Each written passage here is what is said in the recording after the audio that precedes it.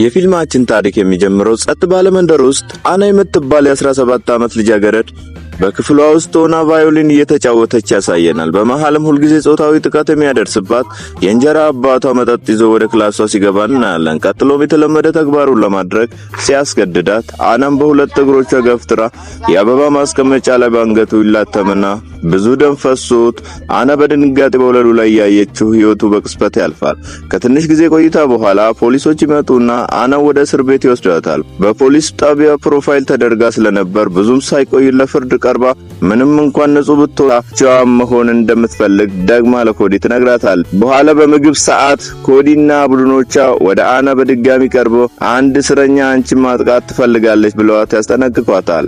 አና በድጋሚ የኮዲን ማስጠንቀቂያ ችላ ብላ ትታት ትሄዳለች። ነገር ግን አና ምግቧን ይዛ እየሄደች ኮዲ ከኋላ ትገፈትራትና ምግቧን መሬት ላይ ታስደፋታለች እና ሌሎች እስረኞች ይስቁባታል። በሌላ በኩል በዛ ምሽት አና ወለሉን ስታጸዳ ኮዲና ጓደኞቿ በጨለማ ክፍል ውስጥ ድቧት ያሳየናል። ኮዲ የቡድኑ መሪ ስትሆን ደብድበዋት ከጨረሱ በኋላ ይሄን ለማንም ትፍሽ እንዳትል ታስጠነቅቃታለች። እናም ኮዲ በስላቅ ይሁዳ ጌታን አሳልፎ እንደሰጠው ትስማትና አመናጭቃ ትሄዳለች። ረገች ረዘም ያለና የከፋ ቅጣት እንደሚጠብቃት ያስጠነቅቃታል። ፍራንክ ውሎ ባደረ ቁጥር ማስፈራሪያውን ስላበዛባት በመጨረሻ እንድትታዘዝ ጫና ፈጠረባት። አና ልክት ክንዱን ንቅሳት የሚነቀስባት ክላስ ሌሎቹ ከሄዱ በኋላ ኮዲ አናን ከሷ ጋር ትንሽ የብልግና ጊዜ እንድታሳልፍ ታስገድዳታለች። እቺ ባለጌ ለዚህ ነው ማለት ነው ወደ ቡድኑ እንድትገባ የዘበዘበቻት። ኮዲ አናን እንደ ቡድን አባልነት ለመጠበቅ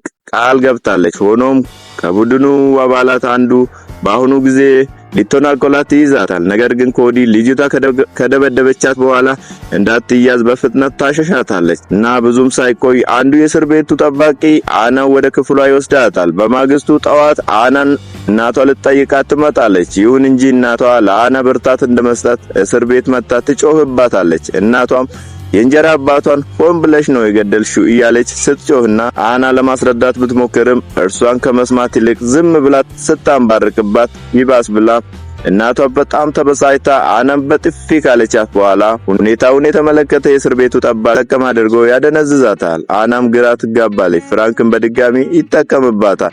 አሁን የአና ስቃይ ከፍተኛ ደረጃ ላይ በመሆኑ ወደ ክፍሏ ተመልሳ ክፍሏ ውስጥ ባህሪዋ በከፍተኛ ሁኔታ ይቀየራል። ጄን ትሳደባታለች። በመጨረሻም በንዴት ትመታታለች። አሁንም አንድ ጠባቂ መጣና አና ወደ ፍራንክ እየወሰዳት ያለማቋረጥ ችግር እየፈጠረች እንደሆነ ነግሯት በሷ ላይ ተስፋ በመቁረጥ ቃያት ነግረውና በምትኩ ወደ ቤቷ እንዲመልሳት ትለምነዋለች። ነገር ግን ፍራንክ የሚፈልገውን በሚፈልገው ሰዓት ካላደረገችለት ከዚህ ወደ አናም ጣፋንቷን በመቀበል ወደ ክፍሏ ትመለሳለች። አሁን ኮዲ ለምታስጠቅማትና ፍራንክ ለሚሰጣት አደንዛዥ እጾች ሱሰኛ ትሆናለች። አና አሁን በራሷ ፍቃድ ኮዲ ጋር ሄዳ ለሱሷ የሚሆናትን ድራግ መጠቀሙን ትቀጥላለች። ከዛም ኮዲ በተራዋ አናን ያደንዛዥ እጹን በተራዋ ስትለምናት አና ግን ከርሷ ምንም ነገር መውሰድም መስጠትም እንደማትፈልግ ትገልጽላታለች። ይህ ጭቅጭቃቸው ወደ ከባድ ጠብ ያመራና ኮዲ ላይ ምራቋን ትተፋባታለች። በመጨረሻም ኮዲ ከወሮበሎች ቡድኖቿ አናን ታስወጣታለች። አሁን አና ከኮዲ ጥበቃ ስር ስትወጣ ብቸኛ ሆና በቀላሉ ለጥቃት ላማ ትሆናለች። ጥቃቱም ይጀምራል። እናም አሁን አንዲት ጥቁር ልጅ ከቡድኖቿ ጋር ሽንት ቤት ውስጥ አድፍጦ በጭካኔ ቅጥቅጥ አድርገዋት እያለቀሰች እዛው ትተዋት ሲሄዱ ያሳየናል። አና በህሙማን ክፍል ውስጥ አንድ ጊዜ ሕክምና ከተቀበለች በኋላ ከሌሎች እስረኞች ጋር አደንዛዡን እጽ ደጋግማ እየተጠቀመች ከባድ ወደ ሆነ ሱስ ትገባለች። ሱስ ላይ ያላት ጥገኝነት እየተባባሰ ይሄዳል። አንዳንድ ጊዜ ራሷን መሳት ትጀምራለች። በአይምሮዋም የተዛቡ ጠላታል። በመጨረሻ ሞት የሚለውን ቃል በእጇ ላይ ተነክሳ ያሳየናል። ውሎ አድሮ አና በክፍሏ ውስጥ ሆና ትታመምና ሲያስመልሳለች። ይህ ደግሞ ጄኒን ቅር ያሰኛታል። ቀናት እያለፉ ሲሄዱ እና ሱሷ እየተባባሰ ሲሄድ አና ሽንት ቤት ውስጥ ጥቃት ያደረሰችባትን ልጅ ለመበቀል ትገጥማታለች። በዚህም ጦርነቱ በፍጥነት ከቁጥጥር ውጪ ይሆንና ብጥብጥ ይፈጠርና በጠቡም የእስር ቤቱ ጠባቂዎችም ጭምር ጉዳት ይደርስባቸዋል። በመጨረሻም ልዩ ኃይሎች ይመጡና ጣልቃ ገብቶ ትርምሱን ያስቆሙታል። በዚህም እንደገና አና ተወስዳ ብቸኛ ወደ ሆነ ክላስ ትታሰራለች። አና ከብቸኝነት እስር ስትፈታ ኮዲ ትመጣባትና አናን አናግራ ከኮዲ ጋር ትፋጠጣለች። ከዛም አና ከእርሷ ጋር ጠላትም ወዳጅም እንዳልሆነች ትነግራትና በጥብቅ አስገንዝባ ብቻዋን እንድትተዋ ትነግራታለች። ምክንያቱም በየጊዜው መቀጣት ሰልችቷታልና። ኮዲ ከሄደች በኋላ በዛ ምሽት ጄኒ ከአና ጋር ስትቆይ አና ካጽናናቻት በኋላ አብሮ መዝናናት ይጀምራሉ። ያው የማይሆን ነገር እያደረጉ ማለት ነው። በማግስቱ ጄኒ አና አደንዛዥ እጹን እንዳትወስድ ለማሳመን ትሞክራለች። አና ግን ለመስማት ፈቃደኛ አልሆነች እና ወደ ሱሰኞች ልጃገረዶች በድጋሚ ትሄዳለች። ልክ አና መድኃኒቱን ልትጠቀም ስትል ኮዲ መጣችና እንድታቆም ስትነግራት ኮዲ እንደዛ ብቻ ስላለቻት አና ያበሳጫትና በጩኸት በዚህም ግርግር ትፈጥራለች። ክርክሩ እንደገና ተባብሶ ከዛም ልዩ ኃይሎች ተጠርቶ ጣልቃ እንዲገቡ ይደረጋሉ። ከዛም ፍራንክ ጋር ተወስዳ ፍራንክ ሲመጣባት እርሷን በሰባራው ጠርሙስ ራሷን እንደምታጠፋ እያሳየችው ታስፈራራዋለች። ፍራንክም ሁኔታውን ለማርገብ በቀስታ ይሞክራል። አና ግን ለመተው ፈቃደኛ አልሆነችም። እናም ጠባቂው ከርሷ ለመቀበል ሲሞክር ፍራንክም ፊቱ ላይ ይቧጨራል። ብዙም ሳይቆይ አና በኃይል ተወስዳ ልብሷን ተነጥቃ ራቁቷን ለብቻ ትታሰራለች። በዚህ ጊዜ በጨለማ ውስጥ ረዘም ያለ ጊዜ ታሳልፋለች። በመጨረሻም በተስፋ ሳይቆይ አንድ ጠባቂ አሾልኮ ሲያይ ደም እየደማት ያያትና የሕክምና እርዳታ እንድታገኝ ያደርጋል። አና ራሷ ስታ ስለነበር ከእንቅልፏ ስትነቃ ዋርዱ እሷን ለመርዳት እዛ እንደነበረች ናገር ስትጀምር አና እንዲህ ትላለች። ሕይወቷን ለማጥፋት እንዳላሰበችና ነገር ግን ከሚሰማ ስሜት ለመገላገልና ከሚመጡባት ህመሞች ማምለጥ ከመፈለግ እንደሆነ ታሳውቃታለች።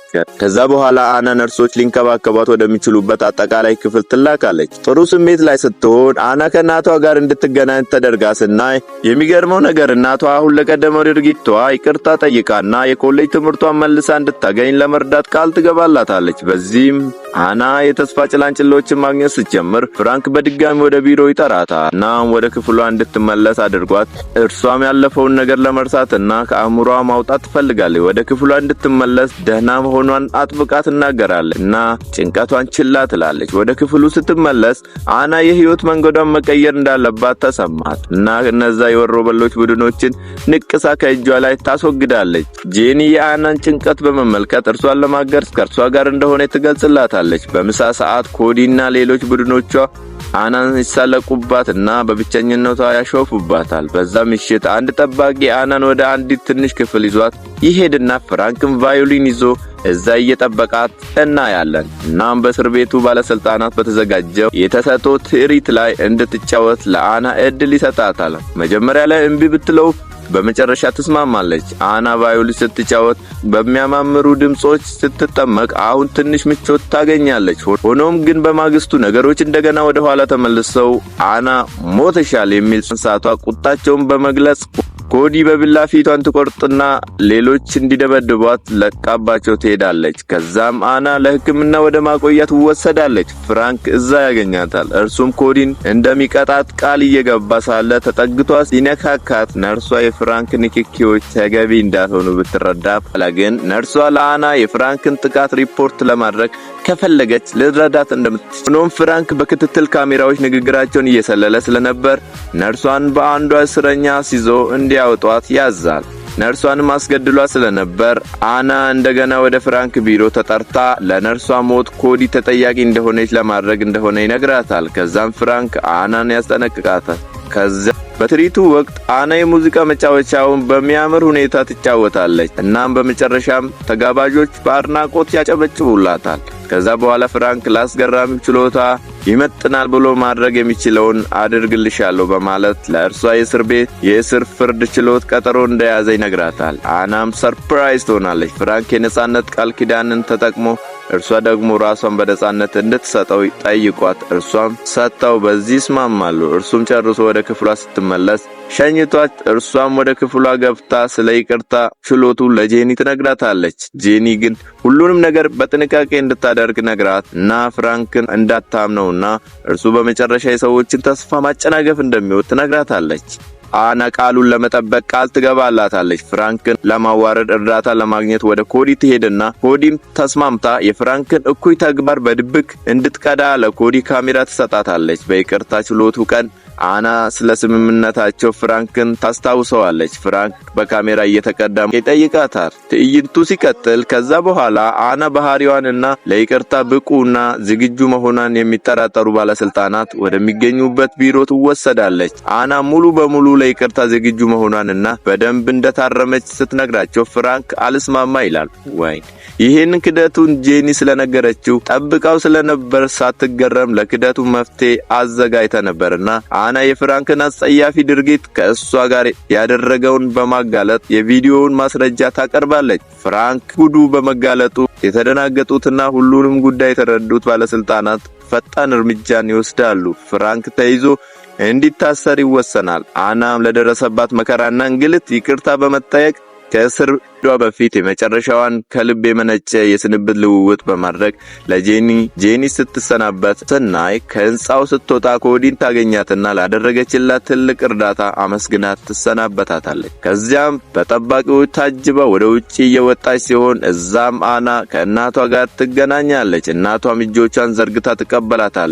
በመዝጊያው ትዕይንት ላይ አና የቫዮሊን ትርኢት ስታቀርብ ስትታይ የእሷ ሙዚቃ ብዙ ተመልካቾች ክፍሉን ሞልተው በአድናቆት ሲመለከቱና ያለን ከነሱ መካከል እናቷ በእንባ ስትታመስ የልጇን ጽናትና በጨለማ ላይ ድል መቀዳጀቷን በማየት የደስታ እንባን ታነባለች። ምን የማያልፍ ነገር አለ?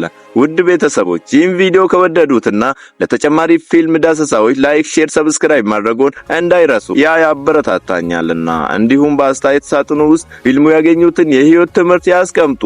እንዲሁም ታስራችሁ የምታውቁ ከሆነ የእስር ቤት ቆይታችሁን አካፍሉን። አመሰግናለሁ።